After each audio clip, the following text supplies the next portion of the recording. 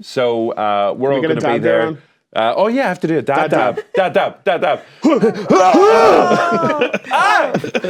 My hamstring. Is that a hamstring?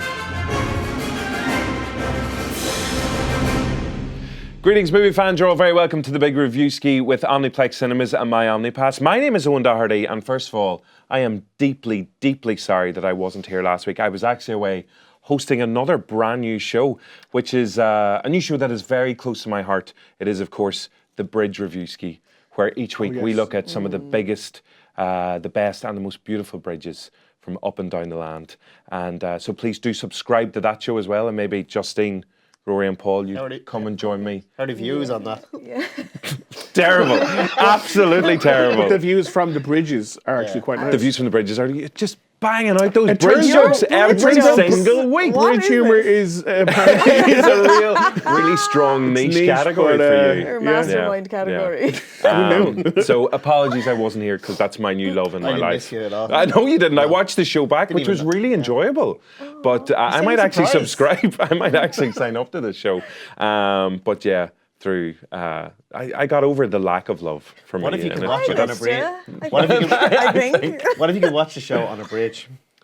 That would be the best. I am, of course, delighted to be joined by my three bubbies, my white knights.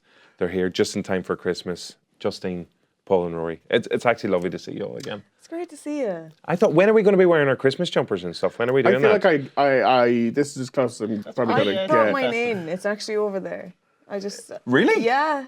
Okay. Yeah. But we'll save it for another time. Yeah. I feel like we're mid-July. No, I feel like we're getting closer to it. I've got mine, but it's in a bag over there. I'm just slowly easing it in now. And you're going for green, just. Yeah. And that's it. Yeah. And the chair is red. And the chair's red, so that kind Green of and red, works. like the Grinch. Okay. Paul, are you going I festive? just wear this all year round. Haven't I'm changed. festive on the inside. Yeah. Those Can you see I'm pants. positively jolly at the moment? Yeah. Bit crusty. If you'd like to get in touch to let us know about your favourite bridges, then please you can get in touch on Instagram, on Twitter at Big Reviewski as well, or up on Joe. I might do a few big galleries up on the website as well, just with all If you keep making this joke, someone's going to assume it's not a joke anymore. It's real. And people will end up trying to search for the Bridge Reviewski online. The bridge. You're going to get sent bridge, Lego, bridge, cards. No, but everything you're saying is not. Yeah, I'm not more and convincing more me on otherwise. board. Okay. Next big question. Favorite bridge from a film? I'd say probably next one. Oh, I was going to say this week's one, but we'll go with that one instead. It actually is time for the big question on the Big Reviewski. Now, last week's one was, what's your favourite Christmas movie? And we were all guessing, Speculating. What we thought So yours would be. you went for... Elf. No, you didn't. Did I not? You went for Love Actually. You fair. See, that was just a test to see if you Love were watching. Actually. I did watch Love Actually Die Hard because you didn't know and you chose multiple ones. No, I meant I guessed what your favourite film would be. Oh, right, okay. Yeah, so I would have gone for Elf. Yeah, okay, yeah. That okay. happened, right? Yeah, I did go for Love Actually. That did happen. Yeah.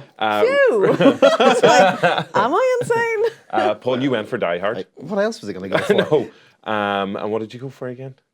Oh, no, I can't. I just, as I said... Sexy, bondage, whips, cats. Snow bats. Girls. Close enough. Yeah. Okay. Yeah. Michelle Pfeiffer is in that Oh, too. of course, Batman Returns, because she does the meow and all. That was good. Very enjoyable. So you reckon I would have gone for Elf? That's what I was guessing. I said Frozen. I think Frozen Owen's a you Love did too. Actually soft spot. I love all those films, but it's Could it none of be? those. Oh, well, you weren't here, so... Express? No. Christmas Carol? Muppets Christmas Carol? It's the Muppet Christmas yes, Carol. yeah, It's the should've known Muppet that. They're Christmas freezing Carol. our assets. Yeah, but whenever we were growing up, myself and my brothers would watch that every single Christmas, right up until we were like in our 20s, and we're just all around our late 20s now, basically. And we've continued to watch it each year, and it's just the most wonderful, amazing. Do they warm, share a fuzzy- love of bridges? Your brothers? My brothers? Yeah. We call them broges. Yeah. Oh my God. Very. I didn't bring it up again. Anyway, from last week's favourite Christmas movie, Cara went old school with White Christmas. Broges. Yeah. Ian Conway went Die Mark it Hard. down. And he said he's actually going to be watching it this weekend to get into the festive You're spirit. getting marked down, by the way. Broges. Yeah. Broaches. I had to remind them, though, so yeah. I was actually shocked. I'm moving on. Liam went for Scrooge. Cahill also went for Scrooge because he said you can't show. beat a bit of Bill Murray. Yeah. Broges. Ethan, It's a Wonderful Life, hands down. And I agree with Olivia, who said The Muppet Christmas Carol.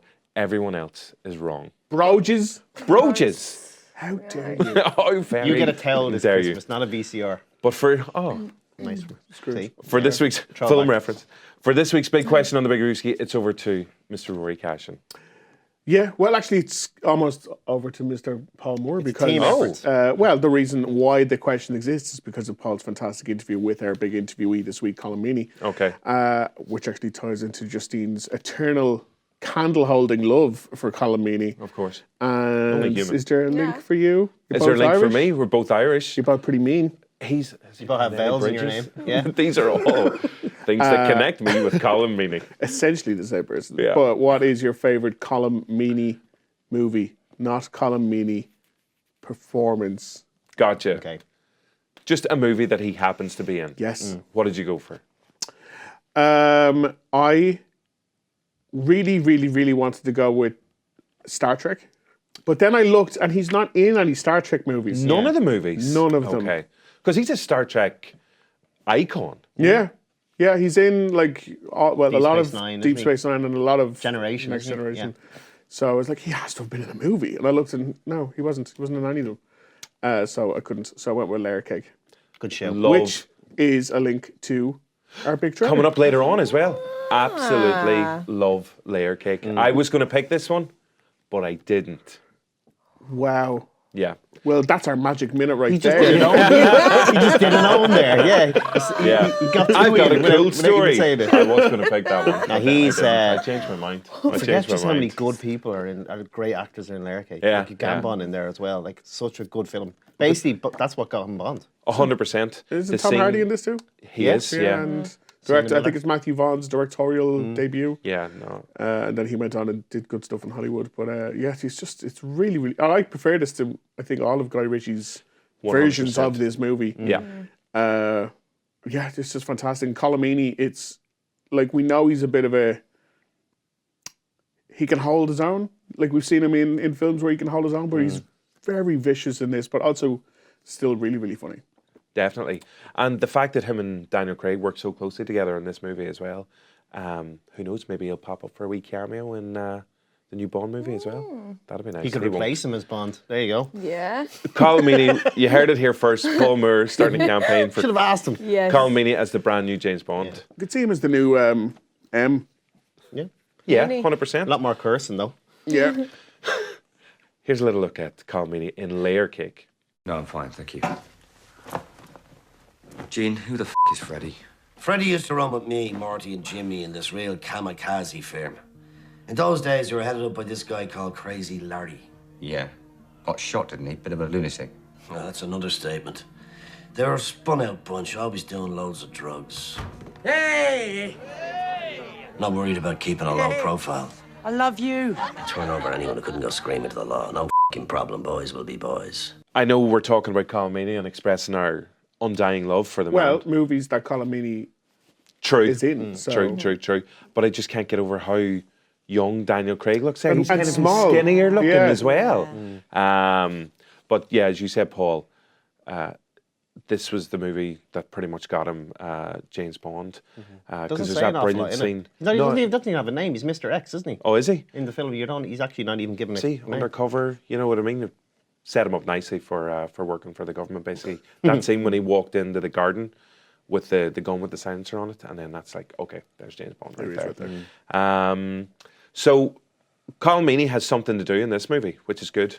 The one that I've gone for, because, as you said, just something that he happens to be in, not necessarily not necessarily one of the main characters. The one I've gone for is from 1992. It's got cake in it. It's got a cook that kicks ass, and it's got Colm Meaney. It is, of course. Paddington 2. That's the one. Under Siege. Shout. And in this, he's basically Basil Exposition. Now, he plays Tommy Lee Jones, like one of his right-hand men, the leader of the kind of the mercenaries. But like, as you see, and you'll hear in this clip now, he basically spends his whole time going, That's a bad thing. We better stop that. And I'll tell you why it's bad that they're there, because they have access to that part over there, and this is why we should do this. And then everyone goes, okay, and the plot moves on slightly. But it was just great that he's in there with the madness of Steven Seagal, Tommy Lee Jones, Gary and Busey. Gary Busey. Kambusi. That'd be a fun day if you bumped into them and like having lunch or something. Absolutely bonkers. I don't know if I'd want. I'd say if we had another 25 minutes with Colm Meaney interview, like he could spend it just telling stories of what it was like on this Justice film. and Con Air. Could have just asked him all about Seagal. Pretty much. But so this is Colm Meaney in Under Siege 2 as one of the big bad Under guys. Siege. Under Siege. Oh, Under Siege. What did I say? Under Siege 2, I meant, as well as Layer Cake. Here you go. Well saved. Oh. Got a call from Private Nash. He says he's on guard duty in the kitchen. Hey, pull it up. Oh, shit. That's an unsecured area. They've access to the whole ship. Ryback. Ryback. A cook. A pain in the ass cook. Give me that. Private Nash. Yes, sir. I'm glad you checked in. I've been tied up with the captain. I want you to keep Ryback under control and do not open the door. Tell him you're sending somebody to relieve him. What? Tell him you are sending somebody to relieve him. Stay on your station fast. I'm sending someone to relieve you. Is everything all right, sir? We heard something what sounded like gunshots. Gunshot? Oh, that. Those are party poppers. Those are firecrackers. It's part of the captain's party. You just stand firm until you're relieved. Yes, sir. Over and out. Do you like Under Siege? Yes. Who doesn't? It's so class. Just the head on him. You're still on Meaney, I'm just like, Meaney. He can do no wrong, can he? You were talking last week about Batman Returns being a real seminal film for you. I had this recorded off the TV on video, and just one of those ones you just It was for the destroyed, performances, though, basically. right? Not the stripper cake. I don't know what you're talking about. It was for Gary Busey's Starting to performance. see an awful lot of Owen's life decisions and how they're sort of connected back to this. Anyway. Check Gary my Busey in pads. this is acting in a different reality. There's an amazing scene As where opposed to the other films where he's dead normal. no, the bit where he's dressed up as a woman. He's got the big boobs, the hair, the makeup, and he's there and he's killed the captain and he's reading his report, and he goes. He reads that he needs a psychological evaluation. He's like, do I look like I need a psychological evaluation? You? Tommy Lee Jones just plays it perfectly. It's actually a brilliant film. really good. Yeah, really, really What good. those two talked about. Oh, Who knows? I can't imagine they got on. So that's Colm Meaney in Under Siege 2, as well as that other one. Justine, what did you go for? I was struggling, obviously, to pick just one because this is my main. Don't you dare. No, what do you think I was going to do? List a few. No, I mean, I'm going to mention one that I was going to pick, which was, I referenced it before as an Irish language film called Kings. That's right, yeah. It's a very dark film, so I didn't go with that. But not your option. No, not what I went for. So instead I went for just an old school classic of the most quotable film that everyone just has such a graw for, and it's The Snapper, obviously, because it's one of his best roles. So as we said before, still Like, on the list. some of the most quotable moments in this film, and the scene that I've picked is possibly one of the most beautiful quotes that you can use on a daily basis. Was one of you not supposed to lend me a copy of that so I could watch it? I know what happens when I give you my No, I know DVDs. Paul will refuse to give me any copies of You everything. still watch your Rory, Throw back I'm to a just, joke about 4 years ago. I'm building up to it. Rory, your eyes just say like I'm never lending you anything in my life. Well, there's that too. And also, who has DVDs anymore? True. Yeah, DVDs are still going, are they not? No, not so I have a much. few. Yeah. They're all The Snapper. Yeah. So You should watch it. I can't believe it's a crime that you haven't, because even the characters in this are just so Irish, and like he doesn't remind me exactly of my dad, but he's just a perfect like Irish father character in this film, and just the whole family, how they get on, interact, is just so Irish, and just honestly, this film just always makes me happy. So this is Mr. Meaney, aka Justine's daddy, Oh. in The Snapper. Suppose a ride is out of the question. Hang on till I get this line done. You serious? Suppose so. Great. You're not messing now. No. Just let me finish the next line. I'll go up and brush me teeth. That'd be nice. If I was taking a guess, I would have thought, Paul, you would have gone for that one because you are a big fan of Snapper. I love all the Barrytown trilogy, I have to say. And my pick is from Barrytown as well. Oh, it is? Yeah, but it's not just Dean's one. I went for just film. What is it? Connor. You should actually get that. John Malkovich and Steve Buscemi in Barrytown doing Irish accents. Jesus, that'd be some film. And he does talk actually about in the interview about maybe going back. But no, I went for the van just because it's just. Have you seen the van? No, these are the two that I haven't seen yet. You've never seen the van? No, I've seen the Commitments loads, and then I haven't seen Snapper or Van yet. The van's got so. like Italian 90 No, I nostalgia. know, wrapped in I it, know. Chips. I think Colm again, Meaney, everything you love. Where's my copy of that one as well? Football, chips, you know, kids getting insulted here over chalk ices. There's nothing you can't like about this film. If you can get me a copy, I'll put it up on the shelf beside my copy of Under Siege.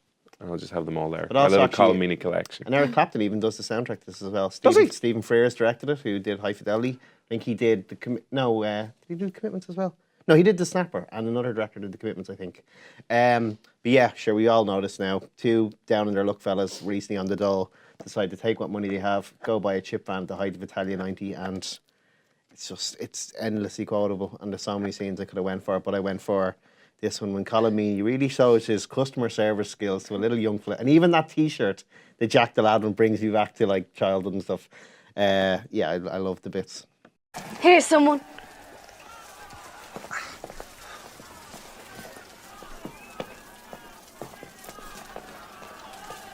Yes, son. Chalk ice. What? A chalk ice. Will you fuck off, Ella? What's that? A big burger.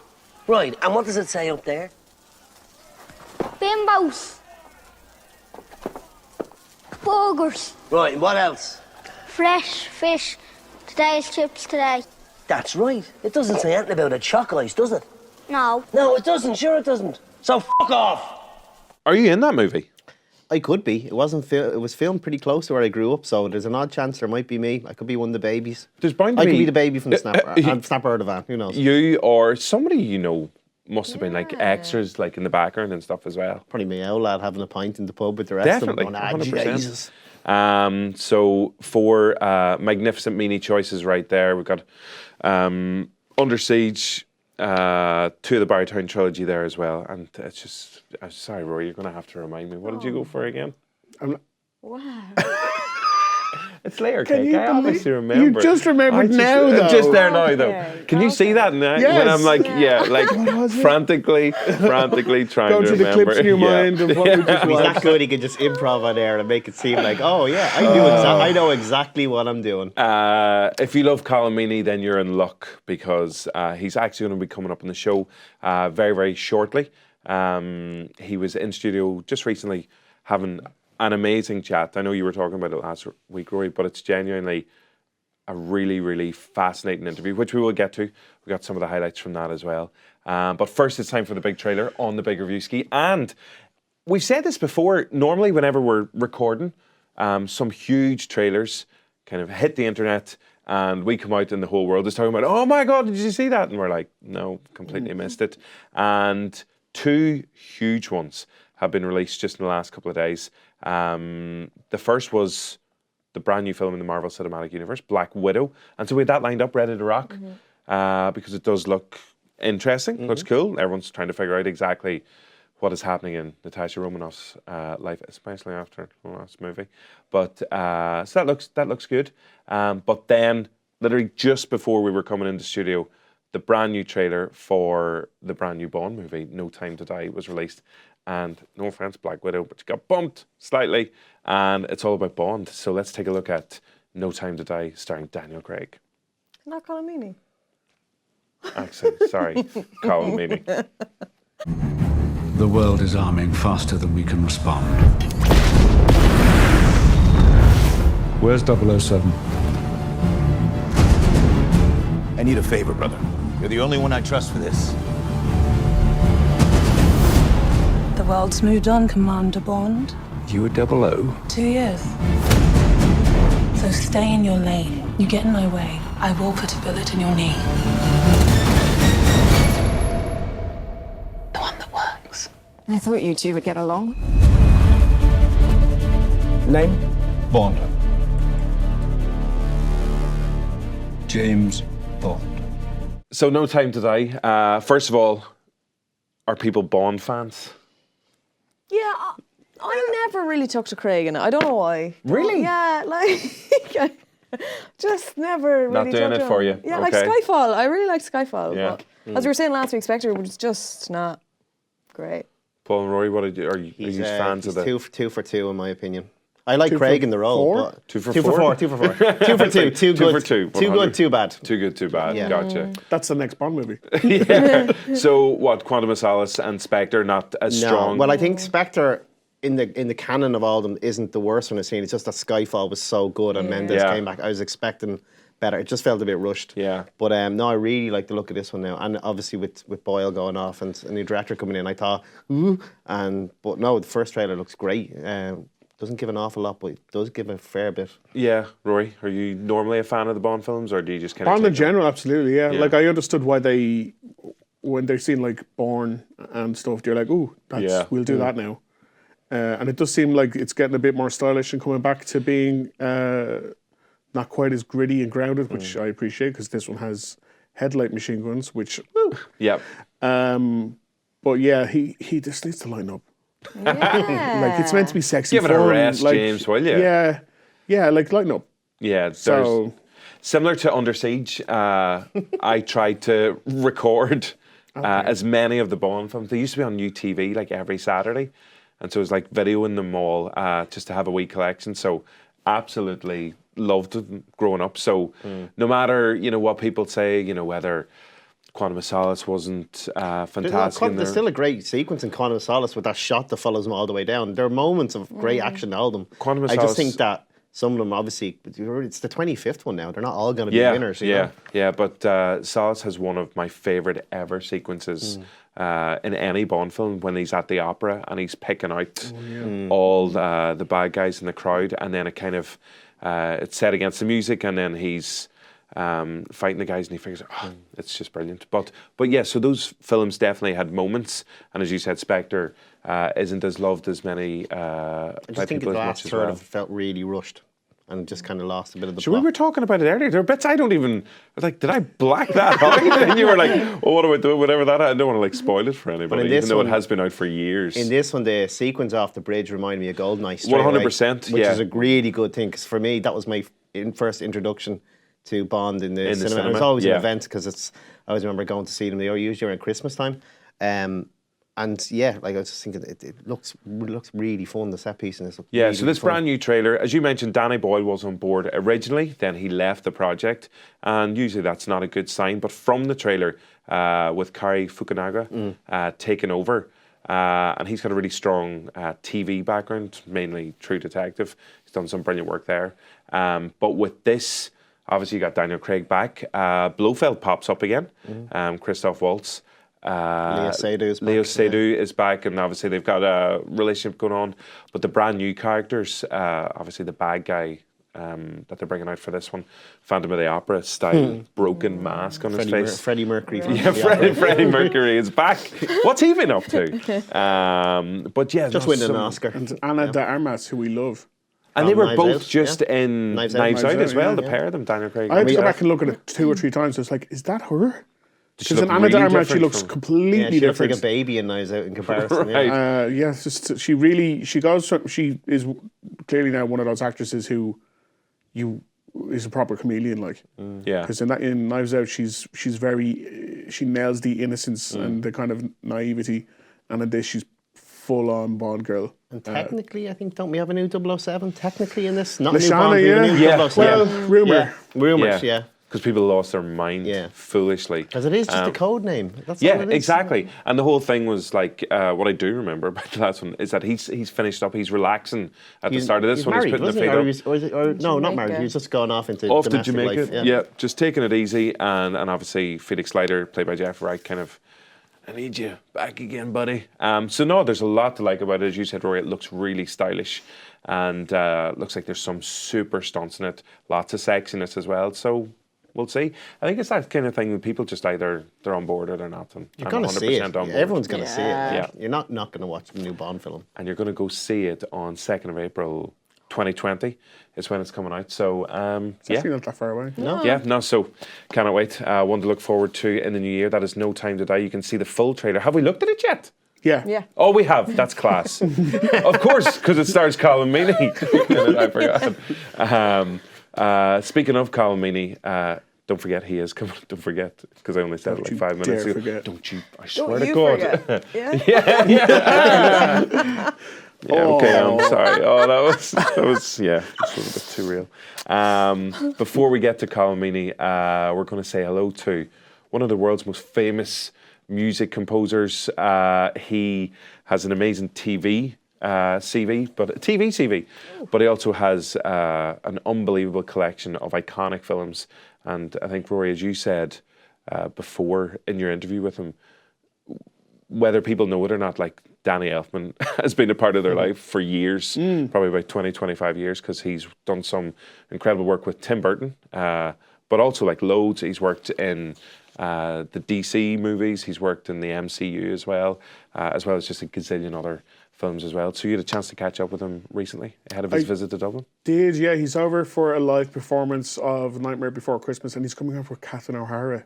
Unbelievable. He's a legend, and the two of them are performing. Yeah, exactly. Yeah, Fred and Catherine O'Hara is basically Kevin McAllister's mommy in Home Alone. Best comedy troupes of the last 20 years she's part of as well. And Schitt's Creek as well, which is fab.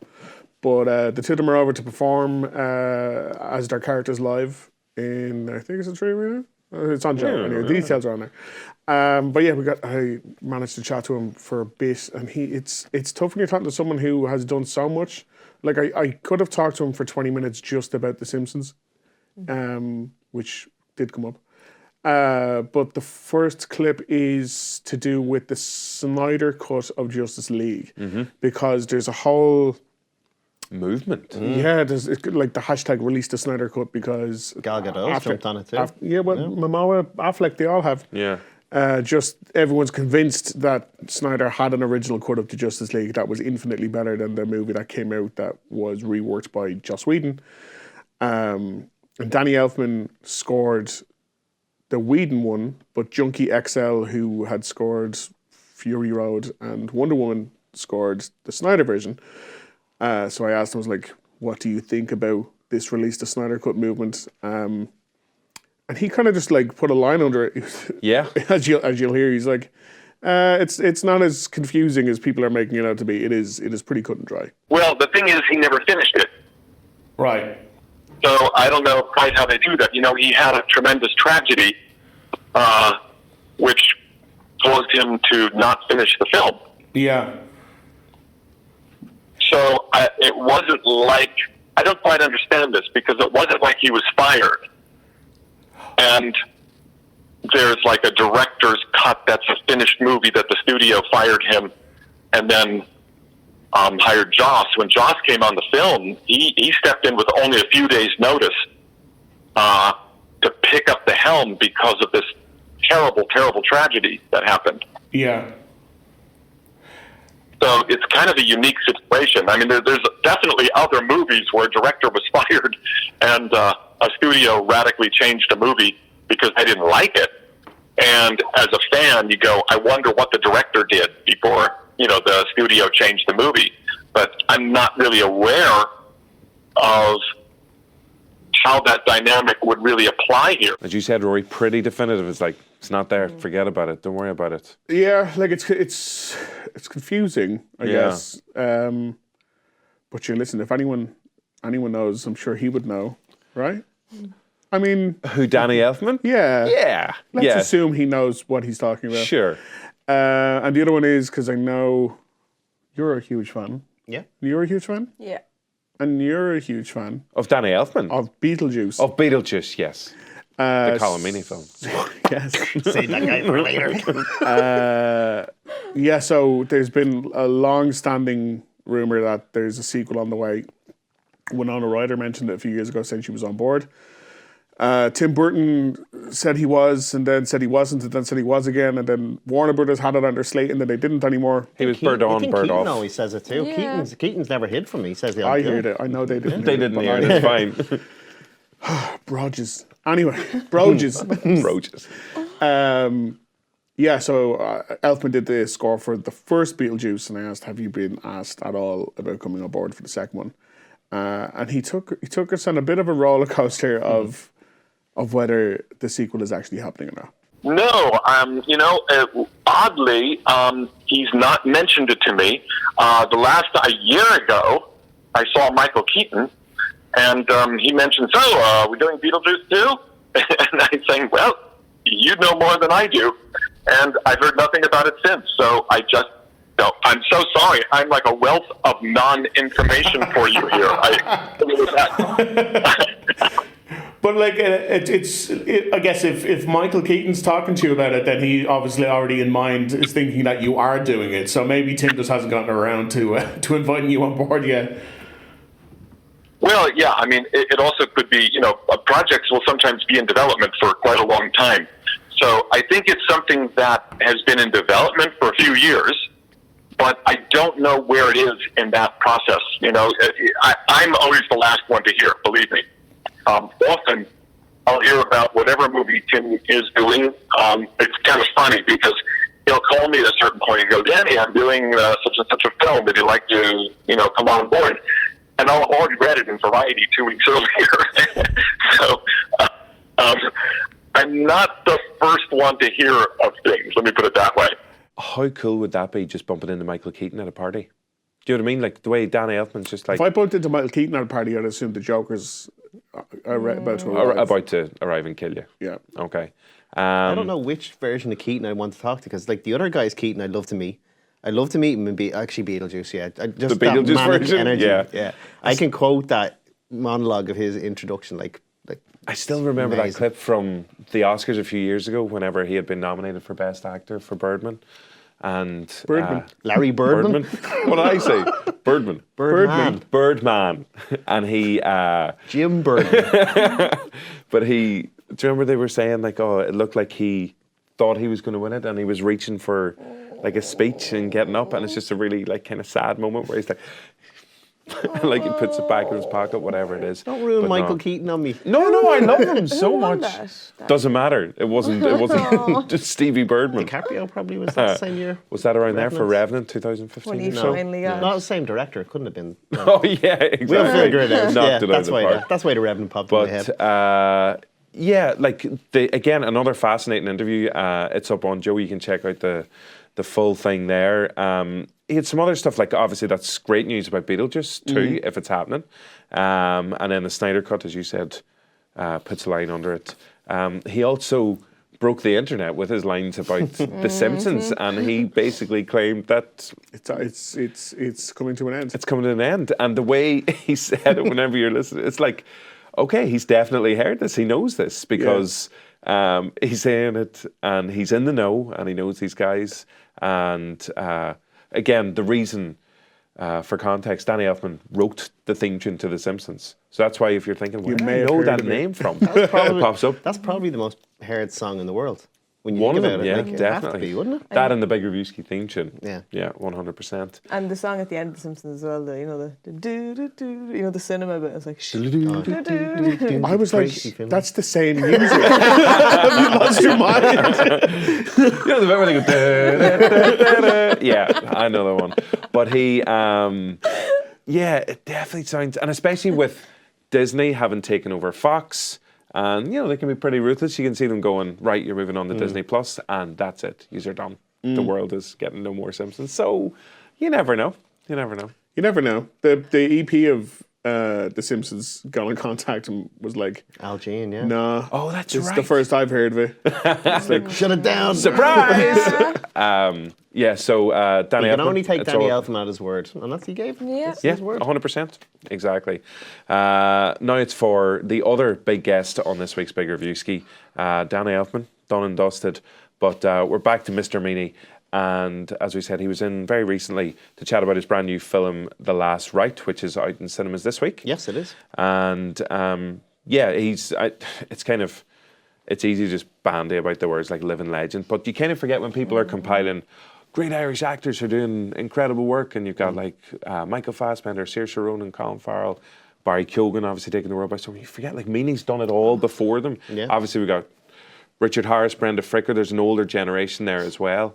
But Meaney, like, there's an argument to be made that he's the biggest star because of his Star Trek following as well and everything. But so I'm sure he was delighted to sit opposite a good fellow Northside dub as well, Paul. But if you do get a chance to check out that full interview, please do. We've got a couple of wee snippets though from it. So what were you chatting about? In fairness, you mentioned there, like, a lot of people love him. I think it's because, as Justine said, when you see him in the Barrytown trilogy, when you do see it, you do see an awful lot of yourself. And there's a reason why when those films are on, everyone kind of watches them for the 160th time and stuff like that, just because it's like the really good comfort watch. So I had to ask him about that as well, and because the trilogy of films are based on Roddy Doyle's books. But Roddy Doyle also wrote another book called The Guts, which goes back to revisit the family that the books and the movies are based on. And I just said, like, has there ever been any conversations of maybe going back and adapting that, or would you ever consider going back to work with Roddy again? And he was very frank about what he said. He said Roddy's a genius and he'd 100% be up for it. So here's hoping this happens, you know. Welcome aboard this flight to Dublin. Are you going home for the Christmas? My mother's funeral. I'm doing something similar. My brother, he's in with the luggage. Hi, Louis. It's cold weather. Mum's gone forever. No, there's just you to look after me. Yeah. Was it homemade? No. I have very sad news. I don't know the guy. Why would he have you down as his next of kin if you weren't? They sent him here for you. And they cannot send him back? Jeez, no budget for that. The 21st is his brother's funeral. Get him here to me for then. Are you sure you can't postpone it just a few days? In a word, no. There is a third. I think The Guts kind of goes back to the Rabbit family and the characters there. Has there ever been any discussions of maybe taking that character, or maybe going back, or would you be interested in all of you move past that? No, anything Roddy does, I'd always be interested in. You know, I mean, Roddy's a genius. Not that I'm aware of about that in particular. Roddy and I talked at one point briefly about the 2 pints. You know, the two boys in the bar talking, and he wrote. I mean, I did a thing when the trilogy was the Dublin Book of the Year. We did a thing at Vicar Street. It was a great night, I remember. And Roddy wrote a little 2-page thing for the two of us to do, you know, on the 2 pints. Yeah. And they're just two great characters, you know. I mean, I remember at one point my character tends to fancy older women, you know, and he was going on about how he really, you know, fancied Christine Lagarde, you know, the head of the IMF. Yeah. And it was just sort of completely out of the blue, but it also gives you an idea of how these guys. I mean, he knew who she was, you know, the head of the IMF, and you know, so he obviously reads a little bit about the state, you know, the economic state of the world and all that. You know, he's a man of knowledge. Well, speaking as a fan, I would give anything to see that happen. He just seems so laid back and relaxed. He just does what he wants to do, and just picks and chooses his projects. So brilliant to hear that. Yeah, I'd be up for it. No bother. Yeah, like you can see, they're clearly good mates. And sure, the night before he came in here, he got a Lifetime Achievement Award over in London. So he flew in that day. So it just goes to show you, even outside of Ireland, his body of work is appreciated in that sense. But like I could have chatted to him about everything. He talks a bit about Con Air, a bit about Star Trek, and even stuff on like Irish politics because he played McGuinness in another film. It's actually just a really interesting fella away from movies, but he's so famous for his delivery of lines in particular, like the curse, and like you can't say Colm Meaney without hearing Jesus, you know, like you instantly hear it as soon as you picture his head, picture his face. And I had to wonder because like everyone who's seen the films has their favourite line and they're quoted verbatim. Like there isn't a day goes by when people don't quote it. When I'm asking, what's that from? Yes. And you say, it's the snapper of the band, starring Colm Meaney. Or when you're like quoting his lines from Under Siege and the three of us are like, what's that from? Owen's the niche Meaney fan. He goes for the less famous Obscure. stuff. Yeah, exactly. You wouldn't know it's a film he did. You didn't see it yet. That's fine. So I had to know what's his favourite one because he says everyone quotes back all the lines. So is there one that's stuck in his head? And here's what he had to say. And you must get it still all the time, people coming up to you and saying lines in particular. Is there one that you love the most? I'm curious. Line-wise? Yeah. I was always very fond of the line from The Commitments where I asked Joey the Lips if if he ever saw Elvis doing drugs in Vegas. Yeah. You know, and Joey says no, and I'm delighted to hear that because I knew Elvis didn't do drugs, and I turn to Jimmy Jr. and call him and say, and you malignant little bollocks. For some reason that line stuck in my head, and I always it was just it just rolled off the tongue so beautifully. And as for you malignant little bollocks, that was. But there are. I mean, people, I get them all the time. Like last night at this awards thing in London, a guy asked me, "How did you get here tonight on a Suzuki?" No way. Know? Is that one of your lifetime goals, like achieved now? That Colm Meaney cursed in front of you, like to your face. Do you know what? He said that because of the quote, but later in he actually cursed naturally in conversation. Right, so it was like, it actually felt more spontaneous. So that is actually going on the CV. Yeah, got Colm Meaney to freely curse in front of me. Unbelievable. You also, I'm pretty sure, there's a moment he got pretty choked up in the interview, and I listened back to it a couple of times. Just that moment whenever you're talking to him about somebody who was a mentor to him whenever he was starting out his acting work with Pat Laughlin. Yeah, he was, was George Burgess in The Snapper. He was also Pat Mustard in Father Ted, and he's a Moon Boy, and he's just a really, really good career between the treading the boards as well, which Colm Meaney done in The Gate and The Peacock and The Abbey in the 70s. Pat Laughlin then originally, and got to make The Snapper in I think 92. I think The Snapper is. And I remember working on Joe the day when he passed away, and obviously people know and love him so much from Father Ted and Snapper. And I remember seeing that night, seeing all the comments and the feedback was all nothing but love and positivity, and it was just a really nice way of hearing Colm Meaney's memories, and he's some great ones of filming with him, and even away from it, just working with him. So I was like, you sometimes do these things, and they always say like you don't know what you get. But like, always meet Colm. If you ever have a chance to sit down with Colm Meaney, take it up, because he was a lovely fella and so interesting on a lot of different stuff that wasn't just film stuff. But really interesting guy. Yeah, as I said, the interview that Colm Meaney curses and cries, and all because of Paul Moore. Basically, you have that effect on everybody. I farted in the room there before he came That's in. what it is, tears and potty mouth. But he's back in Irish cinemas now with a brand new release, The Last Rite. What's it all about? It's, how do we describe it? Sort of, if you're doing the elevator pitch, you've got a bit of Little Miss Sunshine kind of meets What's Eating Gilbert Grape. I suppose that's really the way to do it. In it, you got Mikhail Huisman, who you know from Game of Thrones. He was Dario Naharis, and also recently Haunting Hill House. Is living in Boston, comes over a flight after learning that his mother passed away, and he's got a younger brother who's on the autistic spectrum, and obviously with the mother passed, his brother needs to be cared for, so he comes back on. And on the flight, he meets Jim Norton, who Justina now is Bishop Brennan from Father Ted. And just complete stranger, they just get chatting, and one of those really horrible people you meet on a flight who just always just wants to talk to you and just won't leave you on your own, won't leave you, just listen to your music. And we've all been there. But Jim Norton's character also is going through a bereavement of sorts. His brother as well passed, and that's why he's on the flight. And it turns out that the brother of Jim Norton is his only next of kin. So they exchange names, and on those blue dockets when you come into Ireland from America, you have to fill in personal details. Jim Norton puts down Mikhail Huisman's character's name because he's no other family, and it's just like next of kin, well, put him down. And turns out that on the flight, Jim Norton passed away.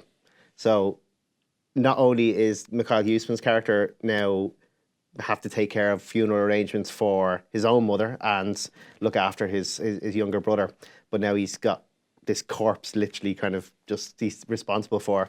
But it turns out that in the will of this complete stranger he met, that he has to get it from Clonakilty in Cork, which is where the film is set, all the way up to Rathlin Island in Antrim. So it's a cross-country journey, kind of like Little Miss Sunshine, with the coffin in the back, to get from Cork up to Antrim. But it's very, very good.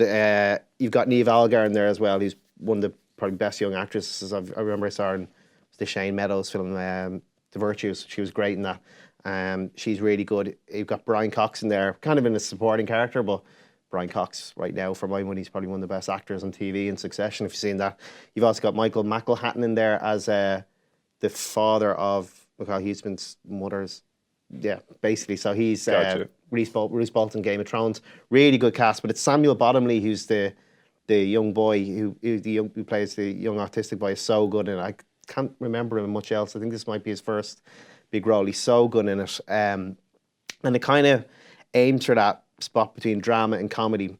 It looks great as well. So it's the production values for the Irish film are excellent. Meaney's character isn't in it that much. You get the feeling that he wanted to be involved in it because he saw the talent, and the script is quite good by first-time director Aoife Crean. With these films, I always think that for something like Middle of Miss Sunshine, people always think it's a feel-good film. It's like, it's actually really dark, like if you look back at it. But you tend to forget the dark moments because you had the big payoff and the laughs and stuff. This doesn't have the big laughs like that. It's probably better. It probably leans more to the drama side. It's really well acted, looks shot, it's great. But some of the jokes could have been landed a bit funnier, I found. But there were moments when you're like, oh, that's really good. But no, they all solidly acted. It looks great. Really, really decent enough script. Just not funny enough to kind of play in that tone. But there's plenty here for people to really like. Yeah, and also it helps that it's set at Christmas as well. So brilliant. Christmas film as well. That's a good elevator pitch, definitely. Like, went up a lot of floors there. Yeah, it's a long... Yeah, and what's the film about? Meaney, obviously, as you said, he's not in it, but it kind of speaks volumes that if he is part of it, then it must have just kind of represented how good the rest of the talent is in it as well. And it's brilliant to have another strong Irish film right at the end of the year as well, just coming into Christmas time. So, recommend it anyway? Yeah, definitely. Yeah, as I said, you might go in thinking comedy. It's not really that. It's more a drama about reconnecting, like, and on the road. It's about the two male characters coming together, and there's a bit of romance thrown in there. So you have all those kind of things going. Drama's very good. It's well acted. Could have been a bit more funny, but it doesn't mean it's definitely not worth checking out. I enjoyed it. Yeah. Happy days. So, Last Right, starring Colm Meaney and Niamh Algar, and how are we about Michael Huisman? I've chatted to him, he's lovely, but I can never get his name. Yeah. Mickey. Just call him Mickey, he's grand. So that is out in Omniplex cinemas this week, and as you said, set at Christmas time as well. So you and get also, into the festive Aoife Crean, spirit. first-time director, was really impressed, really good behind the lens, so I'm really curious to see what she does next, because it looks great, and she's obviously an actor's director, because it's really well performed there, so I'd say she could do some really, really good stuff, so I'm going to be keeping out to see what she does next. Brilliant. Somebody exciting to watch for next year and the years and Gary ahead. Lightbody does music. Oh, does he as well? Yeah. Oh, class. That's brilliant. And if you ever get a chance to go up to Rathlin Island off the coast of Antrim, it's absolutely gorgeous as well. I don't think it's covered in dead bodies like Bishop Brennan, but still worth going. Still worth going.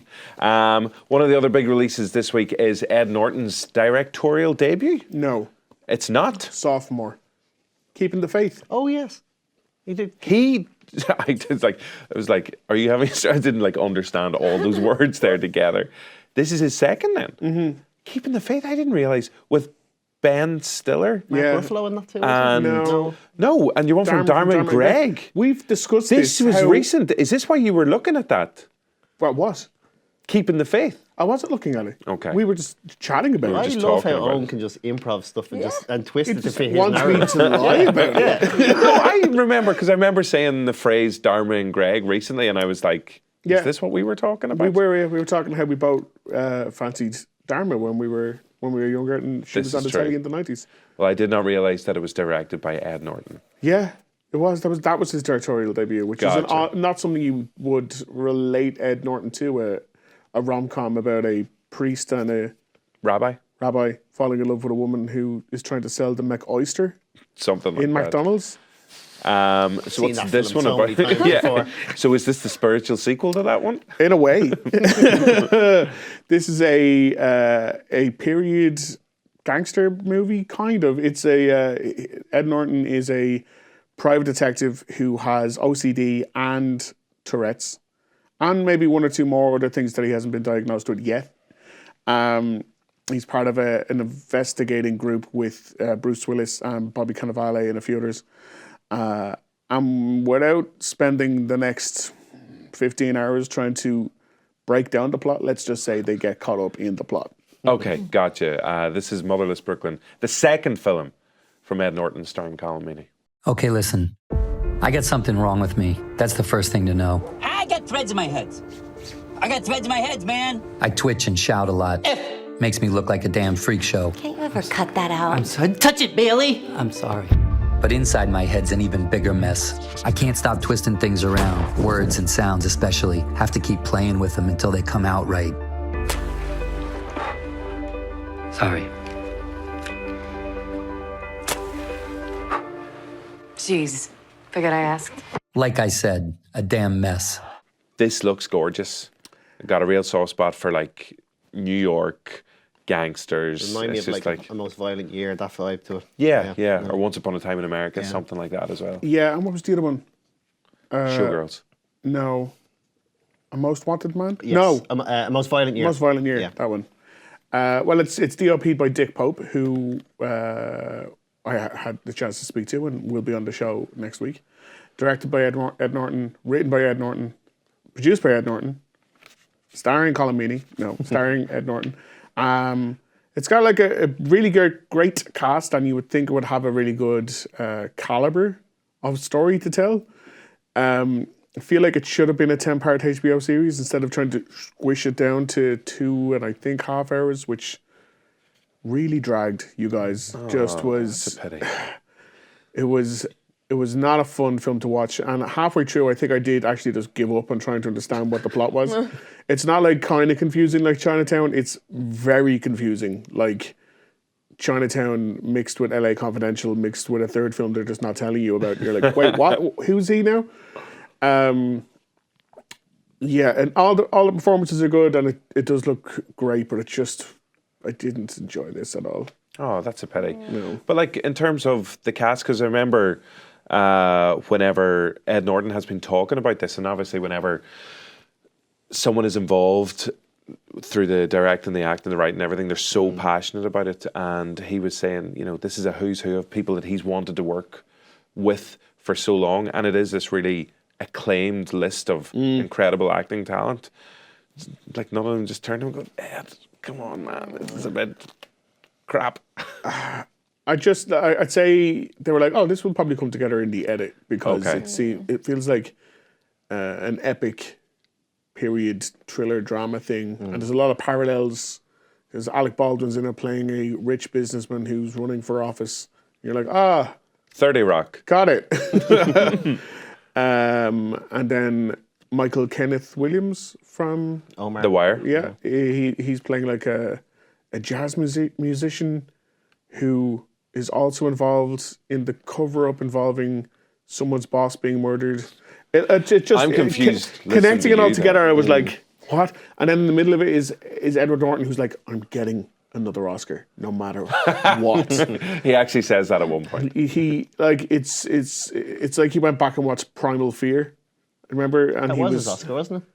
Was he nominated or did he win for the Primal Fear? Gosh, I can't remember. I thought he won for it wasn't American History X. I can't remember now. Yeah. But that kind of lots of inflections and lots of acting, like really, really acting. Sleeper stuff. I just feel with a film like this, I'm always like, if my mum was watching this, how would she cope? And there wouldn't be hope. Like, you could not watch it with them because she'd be like, what about him? What's he doing? And why is he you're doing that now? Mum, I Is he can't dead? even keep up. Like, yeah. That's why I always like to equate it. Like, would she It's be a able good to watch system. it? The mommy system, definitely. My mommy would just fall asleep during it's like, and then do the whole waking up, and then just a key moment, and then start asking the questions. Yeah. And then say, So she's missed a solid hour of it. pretty much, yeah. Where's your man? You're like, What? he's dead. No. He's dead. We moved on to a different film. yeah, completely Animated different. now? Yeah. That's a shame. Sounds like you need a script editor. Maybe just go in and either tighten it or say, you know what, this is a two-parter. Well, it's Stretch it out, weird. Like some of the decisions he made, like it's based on a book that was set in the 90s, and he decided to reset the film in the 50s. Okay. Don't know why.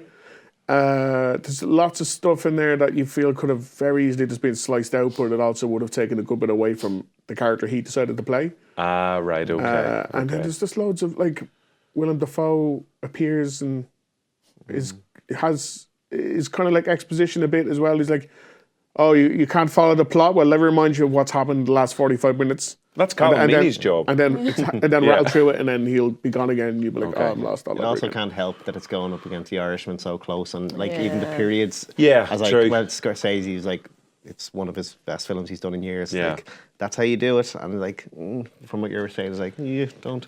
Oh, and Okay. Lesley Mann's in it. Lesley Mann is like playing a serious character, and the whole time I was waiting for her To crack a joke.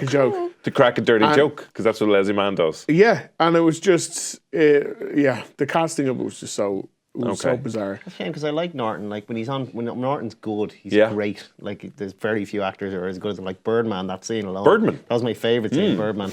Definitely. But, so when he's the right material, he's brilliant. Yeah. It's no keeping the faith. Sure, listen, what is? So Motherless Under Brooklyn, siege, that is. Motherless Brooklyn, aka Keeping the Faith 2, is out in cinemas this week. And our final big release on the Big Reviewski this week is Ordinary Love. Would that be correct? Yes, the question mark isn't in the actual title. It was on the auto It's on the teleprompter. He did a burgundy there. Yeah. So here's a little look at Ordinary Love starring Liam Neeson. Do you notice anything different about the soup? Is this a quiz? If I get it right, do I get another bowl of soup? I want you to get it right. That means what I did worked. I'm going to get it wrong on purpose now. For once in your life, can you be bloody normal? Yeah, I'm normal. Very normal. Okay, this looks like we're going to need all the tissues in the world and be completely heartbroken. You will. What's it about, first of all? Liam Neeson and Lesley Manville. Lesley Manville, have you seen The Phantom Thread? No. Phantom Thread is outstanding. She's Danny Day-Lewis's sister. She was great, yeah. Who was fantastic. And she's fantastic in this as well. And it's directed by the two ladies who directed Good Vibrations and another film that I forgot, Cherry Bomb. She directed that as well. Lesley Manville is diagnosed with breast cancer, and she's married to Liam Neeson. And the whole film is just her treatment and subsequent attempted recovery from breast cancer. That's it. That's the entire film, and just how this couple are trying to deal with it in the best way that they can. So the opposite of an Ed Norton plot, basically. It's that simple. This isn't an elevator pitch. This is step on the elevator and step back, immediately back off again, and you've told the entire thing. I think in like ordinary Ken Loach, Mike Lee hands, this is the kind of film I would hate. Because you're like, oh my God, oh Christ Almighty! You said misery porn. Absolute, like like the plot itself. It's telling you, it's like, it's coming. The sadness is coming, and there's no getting away from it. But they imbue like the relationship between Neeson and Manville with such like lovely little in jokes in between them, and it feels like immediately you don't question that they're married and they have been together for decades, and they've got so many nice little subtle touches between the two of them. That it isn't misery porn, and very important, 90 minutes long. Oh, so even if you will cry, but you know it won't. This isn't going to last. Like, this isn't The Irishman. You can watch this twice and start it again a third time, and The Irishman is still going on. But yeah, like it's a very kind of grounded, realistic take on something that I feel can sometimes be not glamorized, like made more dramatic. Yeah. Like made for TV movie type thing. A Hollywood movie about this would be full of huge over the top acting moments, where everything's quite small, quite relatable. Which made it really, really good. Like I don't, because it's so small scale, it probably won't be on anyone's best of the end of the year list. But again, it's the kind of performances that the Oscars won't pay attention to, because it doesn't have that one clip. There you go, and here's nominee, and then it's like, raw, everything's real. But it is really, really, really good. It's all about the little moments. Yes. Okay. Did your heart of stone crumble? Oh, I cried. I cried. I'm crying even watching it there, even with no sound a bit. I'm like, I remember whenever the trailer was released, and we were like, oh God, this is going to be an emotional roller coaster. It's good to see. I know he did Silence, which is a very actor's film. It's good to see Neeson actually not doing the commuter vibes, the Taken vibes there. Yeah. Like just playing. You forget how good an actor he actually That's is. the like first a time I've legit seen actor. him driving a car and not like trying to kill everybody who's in it, basically, in a long time. So maybe he's like obviously like the action films, we all love them and stuff, but I actually like the fact that he's doing a role that's actually a legitimate three-dimensional character, it seems, because you forget how good he is. Yeah. And it's an Irish film. It's an Irish film as well. Unbelievable.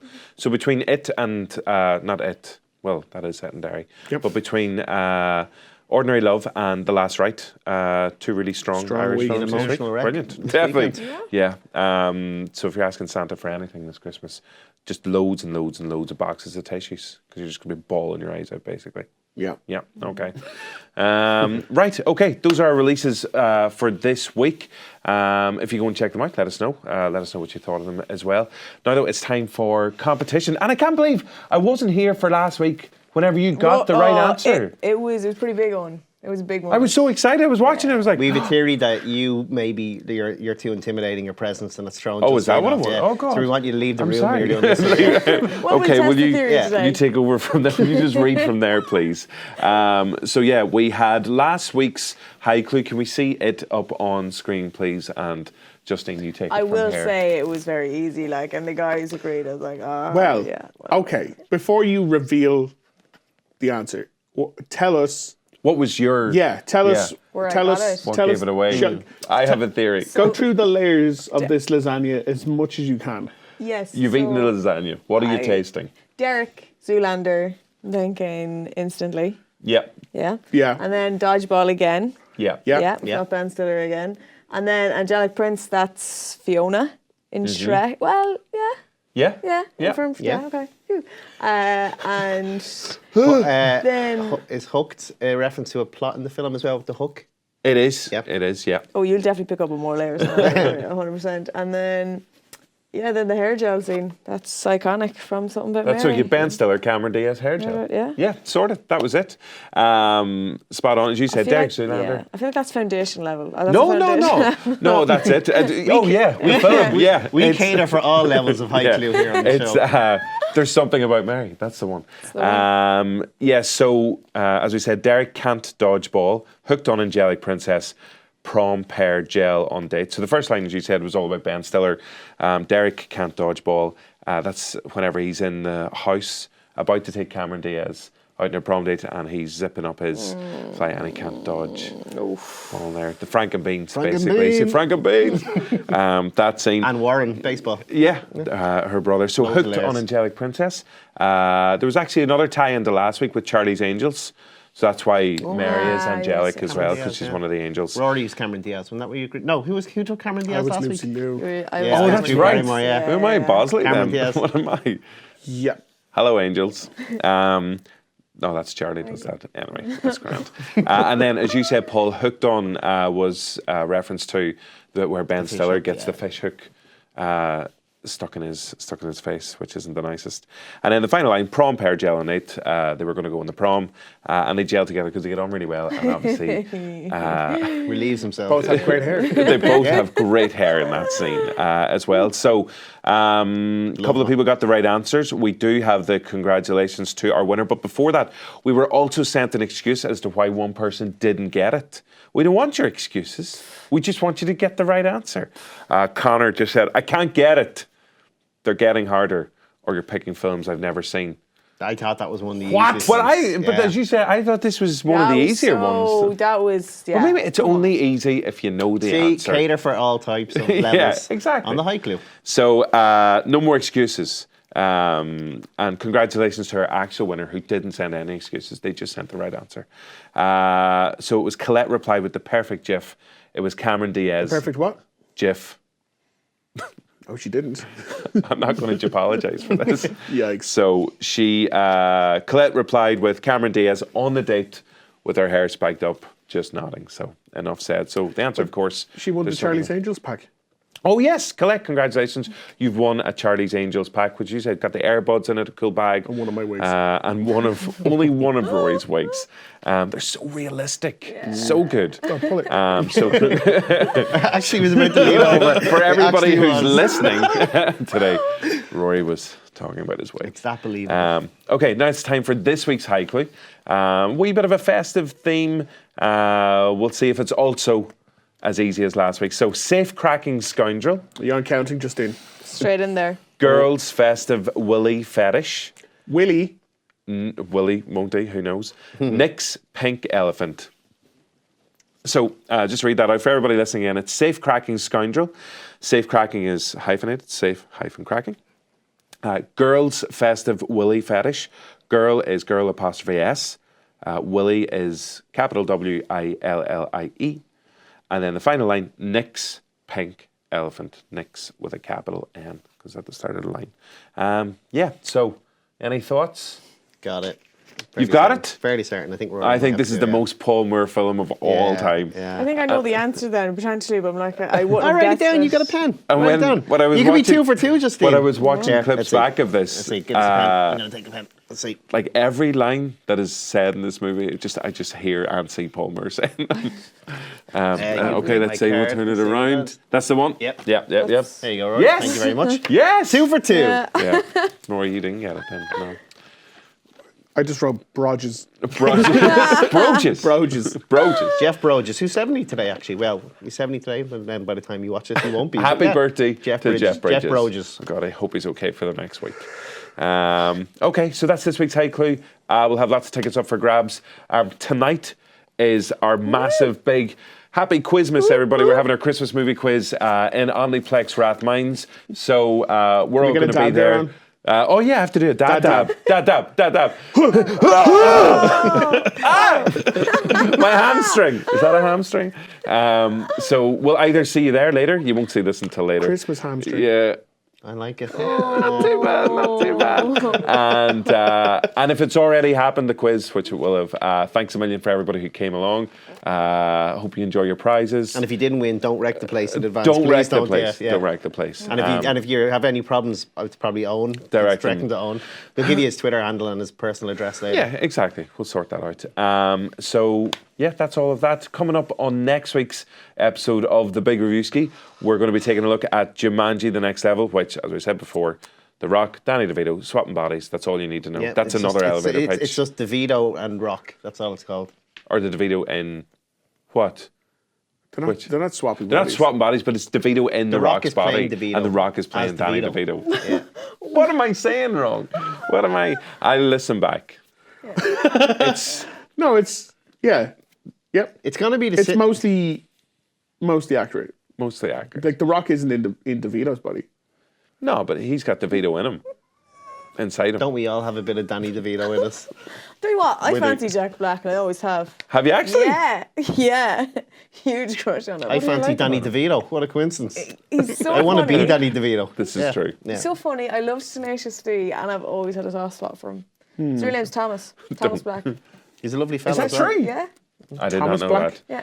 Come to the Sure Big enough. Reviewski for your shitty film facts. That's unbelievable. We'll also have, who do we say? Dick Pope. That's a name, not an instruction. Coming up on the show next week as well, so you can look forward to that.